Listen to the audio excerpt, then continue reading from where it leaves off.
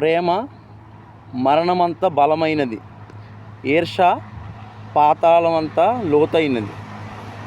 మరి ప్రియమైన సహోదరులారా, కొన్ని బంధాలు మన జీవితంలో చాలా అన్యోన్యంగా ఉన్న కొన్ని బంధాలు సడన్గా దూరం అయిపోతూ ఉంటాయి.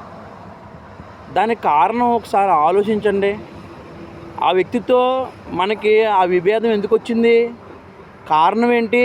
వాళ్ళు మంచిగానే మనతో ఉంటారు, అయినా సరే వారితోటి మనకి విరోధం వచ్చిందంటే దానికి కారణం ఒకవేళ ఈర్ష. దేనివల్ల ఆ వ్యక్తికి, ఆ కుటుంబానికి, మీకు ఈ యొక్క సమస్యలు ఎందుకు వచ్చాయి? కారణం ఏంటి అసలు?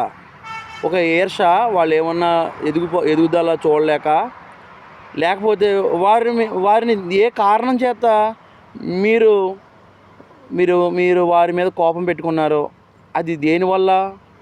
అసలు ఆ వివాదానికి కారణం ఏంటి? ఒకసారి గ్రహించుకోండి. అంతేగాని విరోధం పెట్టుకోకండి. కలిసి ఉన్న కుటుంబాలని పాడు చేసుకోకండి. God bless you.